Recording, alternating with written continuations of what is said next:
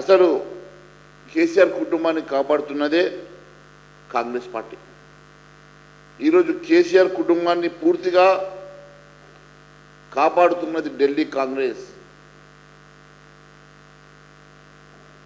కేటీఆర్ గారు, హరీష్ గారు ఢిల్లీకి వెళ్ళి వేణుగోపాల్తోటి, కేసీ వేణుగోపాల్ తోటి ఏం ఒప్పందం చేసుకొని ఈరోజు కాంగ్రెస్ తోటి మేము కలిసి ఉంటాం, కాంగ్రెస్ పార్టీతో పొత్తు పెట్టుకుంటాం, కాంగ్రెస్ పార్టీతో కలిసి ఎన్నికలకు వెళ్తామని చెప్పేసి మీరు మాట్లాడినమాట వాస్తవం కాదా?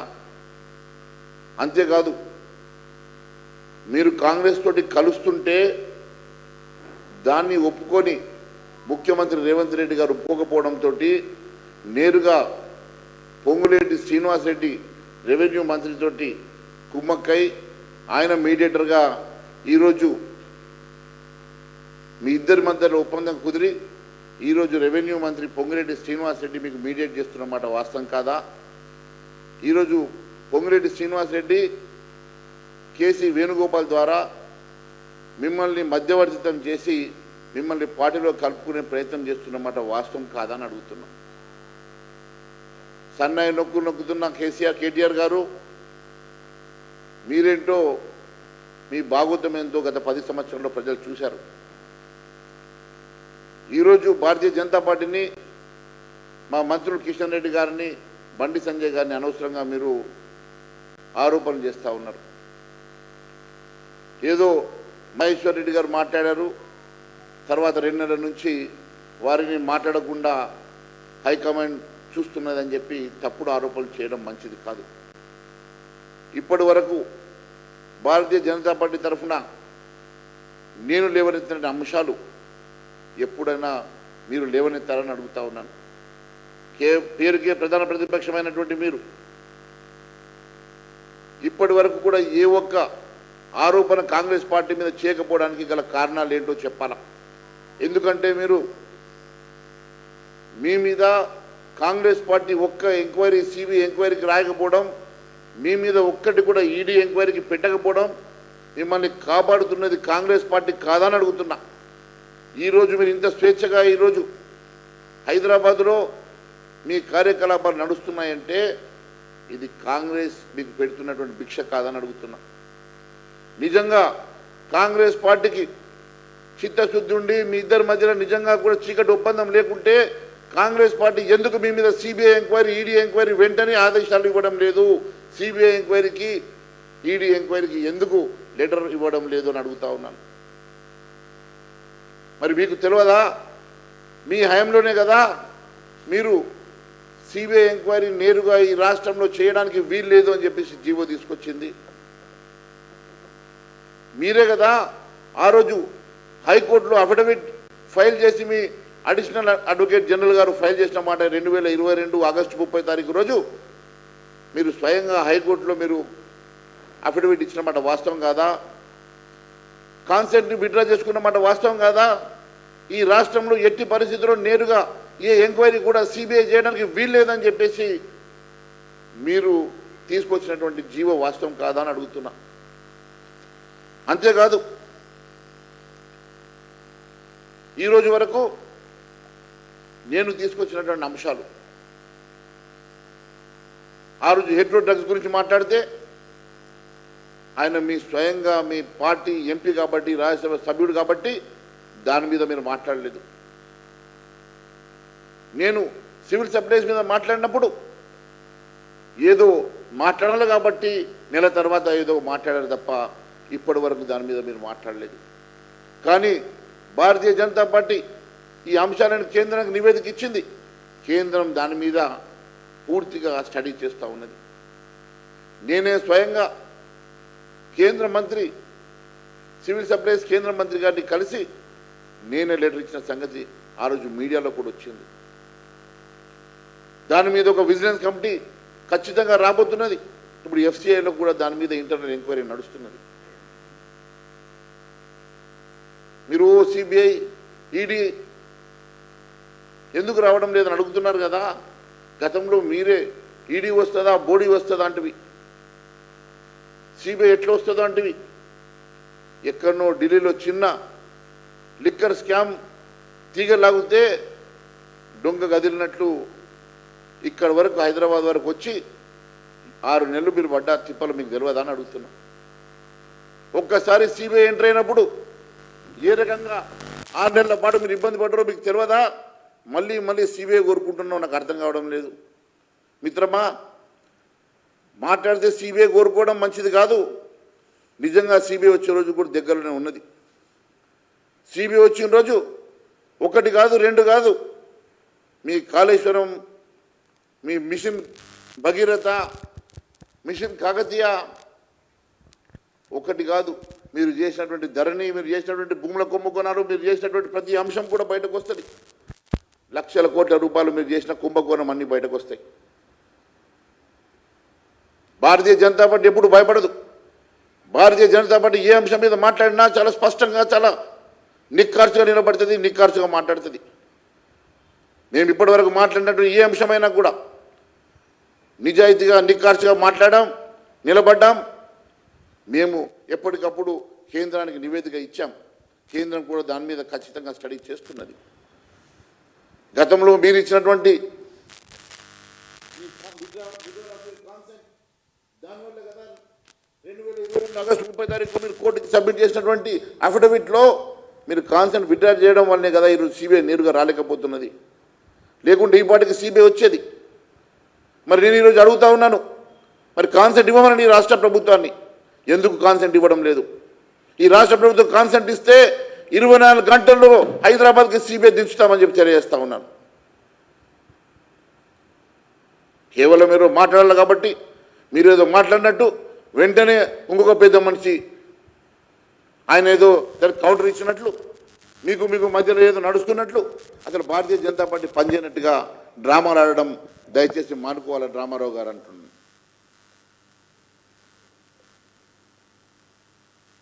ఎన్ని విషయాలు, ఎన్ని అంశాలు మేము మాట్లాడాం. ప్రతి అంశం కూడా చాలా స్పష్టంగా ఈ రాష్ట్ర ప్రభుత్వం చేసినటువంటి అరాచకాలు కానీ, గతంలో మీరు చేసినటువంటి అరాచకాల మీద కూడా నేను మాట్లాడిన సంగతి మరొకసారి గుర్తు చేస్తూ ఉన్నాను. మీకు తెలుసు, హెట్రోటాక్స్, సివిల్ సప్లైస్, ఆర్ ట్యాక్స్ గురించి చాలా స్పష్టంగా మాట్లాడినా. ఆర్ఆర్ ట్యాక్స్ గురించి నేను చాలా స్పష్టంగా చెప్పిన. RRR ట్యాక్స్ గురించి నేను చాలా స్పష్టంగా చెప్పిన. స్వయంగా ప్రధానమంత్రి గారు కూడా ఆర్ఆర్ ట్యాక్స్, RRR ట్యాక్స్ గురించి చెప్పడం మీరు చూశారు.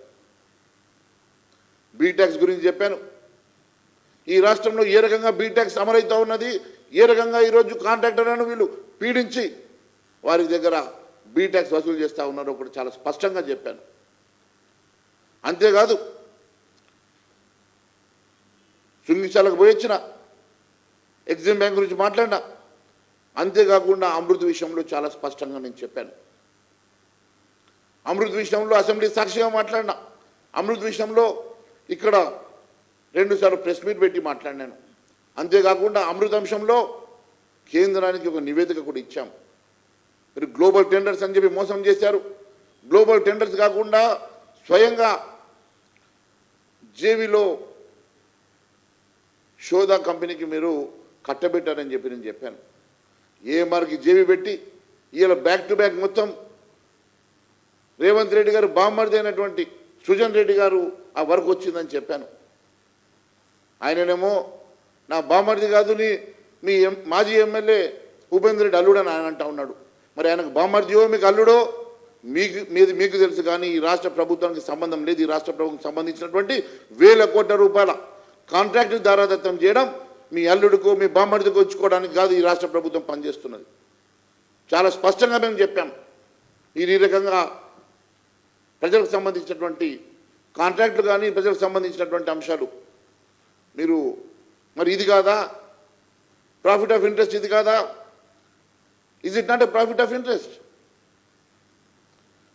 ఇది కాదా? మరి అధికార దుర్వినియోగం కాదా? ఇది కాన్ఫ్లిక్ట్ ఆఫ్ ఇంట్రెస్ట్ కాదా? ఇది ఈ రకంగా మరి మీరు మీ బామ్మర్దికో మీ అల్లుడికో కట్టబెట్టుకోవడానికి కాదు, దాని గురించి మాట్లాడరు. ఏఎంఆర్ గురించి మాట్లాడలేదు ఎందుకు? ఇతర కాంట్రాక్ట్ వచ్చిన వాళ్ళ గురించి ఎందుకు మాట్లాడలేదు? ఇంత స్పష్టంగా ఈ రకంగా కాంట్రాక్ట్లను గ్లోబల్ టెండర్లు ఇవ్వకుండా మరి కంపెనీలకు దారాదత్తం చేసుకొని పంచుకోవడం ఎంతవరకు సమంజసం అని చెప్పి స్పష్టంగా చెప్పాం.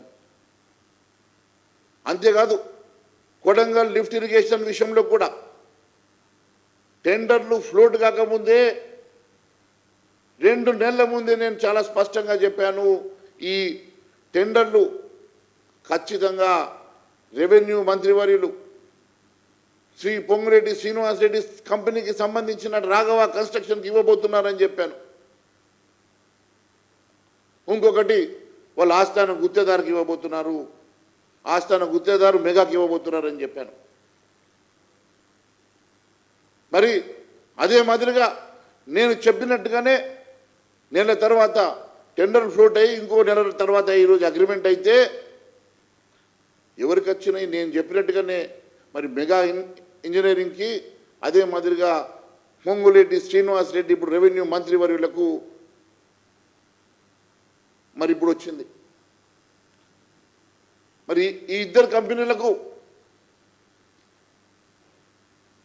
4,500 కోట్ల రూపాయల కొడంగల్ లిఫ్ట్ ఇరిగేషన్లో ఇప్పుడు టెండర్ వేసినటువంటి 2,500 కోట్ల రూపాయల టెండర్లో ఇద్దరు కంపెనీలకు చెరిసగంగా పంచిచ్చారు. నేను ఒకటే అడుగుతా ఉన్నాను, ఈ అంశంలో మీరు కేటీఆర్ గారు ఈరోజు కళ్ళు తెరిచారు కదా, నేను 2 నెలల క్రితం చెప్పాను, నెల క్రితం ఇది టెండర్ ఫ్లోట్ అయిపోయిన తర్వాత కూడా ఈ రోజు వరకు కూడా ఈ అంశంలో కేవలం ఏదో మాట్లాడాలి కాబట్టి మాట్లాడుతున్నారు కదా. దీంట్లో ఈ మంత్రి గారికి సంబంధించినటువంటి కంపెనీకి రావాలంటే ఒక మంత్రిగా ఉన్నటువంటి వ్యక్తికి ఆయన కుటుంబానికి సంబంధించినటువంటి కంపెనీకి ఈరోజు 1,000 కోట్ల రూపాయల కాంట్రాక్టు దారాదత్తం చేస్తున్నారంటే ఇది కాన్ఫ్లిక్ట్ ఆఫ్ ఇంట్రెస్ట్ కాదా, ఇది ఆఫీస్ ఆఫ్ ప్రాఫిట్ కాదా, ఇది అధికార దుర్వినియోగం కాదా? ఆయన మంత్రి పదవిలో కొనసాగడానికి గంట సేపు కూడా కొనసాగడానికి నైతిక అర్హత ఆయనకు లేదు. ఇది దుర్మార్గం అని చెప్పి నేను తెలియజేస్తా ఉన్నాను. ఈరోజు రాజకీయాల కోసం జీవించే రాజకీయ నాయకులు, ప్రజల మధ్యలో ఉండి ప్రజల పక్షాన్ని నిలబడి ఉండే రాజకీయ నాయకులు ఒకవైపు ఉంటే, కేవలం ఈ రాష్ట్రాన్ని ప్రజా సొమ్ముని 1,000 కోట్ల రూపాయలు దోచుకొని ధనబలంతో రాజకీయం చేసేటువంటి మీరు ఈరోజు ఏ రకంగా ఈరోజు మీరు అధికారంలో ఉండి మంత్రిగా ఉండి ఈ కంపెనీ ఏ రకంగా ఈ కంపెనీని మీరు ఫ్లోట్ చేసేసుకొని 1,000 కోట్ల రూపాయల కాంట్రాక్ట్ ఇప్పించుకోగలుగుతున్నారు? దాని గురించి కేటీఆర్ గారు మాట్లాడతలేరు. ఏదో ఛాలెంజ్లు చేసుకున్నారు. నేను ఈరోజు ఛాలెంజ్ చేస్తూ ఉన్నాను మంత్రి గారు, నేను ఛాలెంజ్ చేస్తూ ఉన్నాను కేటీఆర్ గారు. మరి ఇది వాస్తవం కాదంటే నేను రుజువు చేయడానికి సిద్ధంగా ఉన్నాను. పొంగురెడ్డి శ్రీనివాసరెడ్డి ఎగ్జిమ్ బ్యాంక్ కానీ, పొంగురెడ్డి శ్రీనివాసరెడ్డి కొడంగల్ కాంట్రాక్ట్ కానీ, ఇవన్నీ కూడా ప్రజా వ్యతిరేకం, ప్రజాస్వామ్యంలో నైతిక విలువలు లేనటువంటి రాజకీయం కాదని అడుగుతున్నా. పొంగులేటి శ్రీనివాసరెడ్డి గారు స్టేట్మెంట్ ఇచ్చారు, ఏదో ఛాలెంజ్ చేస్తా, రాజీనామా చేస్తా అని. ఈరోజు నేను చెప్తా ఉన్నాను, మీ ఇద్దరు డ్రామాలు చేసి రాజీనామాలు కాదు, నిజంగా నువ్వు ముందుకు వస్తావా ఎంక్వైరీకి? ఎంక్వైరీ లోపల ఇది వాస్తవాలు తేల్చి, ఇవి వాస్తవం అని చెప్పి నేను తేల్చకపోతే నేను రాజకీయాల నుంచి తప్పుకుంటా. దానికి నువ్వు సిద్ధమా? పొంగులేటి శ్రీనివాసరెడ్డి గారు, అదేవిధంగా కేటీఆర్ గారికి నేను ఛాలెంజ్ చేస్తూ ఉన్నాను. మీరు ఈ రకంగా ప్రజల్ని మభ్యపెట్టేసి మీ ఇద్దరి మధ్యలో ఏదో డ్రామాలు చేసేసి అసలు భారతీయ జనతా పార్టీ పని చేయనట్టుగా మీరు మాట్లాడుతూ ఉన్నారు కదా. భారతీయ జనతా పార్టీ అన్నిటికన్నా ముందు, అందరికన్నా ముందు ఈ రాష్ట్రంలో ఉన్నటువంటి అనేకమైనటువంటి అవినీతి ఆరోపణలను, అనేకమైనటువంటి అంశాలను ప్రజల దృష్టికి తీసుకొచ్చినటువంటి ఏకైక party Bharatiya Janata party. Bharatiya Janata party legislative party అధ్యక్షుడిగా నేను ఎప్పటికప్పుడు అన్ని వాస్తవాలను ప్రజల ముందుకు మీ ద్వారా తీసుకొస్తున్నమాట వాస్తవం కాదని అడుగుతా ఉన్నాను. ఈరోజు కేవలం ఏదో తప్పిదమని చెప్తా ఉన్నారు కదా. మీ హైడ్రా సంగతి కానీ, మీ ధరణి సంగతి కానీ, మీ కాంట్రాక్ట్ల సంగతి కానీ, మీ బ్యాంకుల గ్యారంటీల సంగతి కానీ, ఏ అంశం మీద ముందుకు వస్తావో రండి, నేను రుజువు చేయకుంటే నేను రాజకీయాలను వెంటనే నేను ఎమ్మెల్యేగా రాజీనామా చేయడానికి సిద్ధంగా ఉన్నా, రాజకీయాలను తప్పుకోవడానికి సిద్ధంగా ఉన్నా, దానికి నువ్వు నీ పార్టీ సిద్ధంగా ఉన్నదని అడుగుతా ఉన్నాను.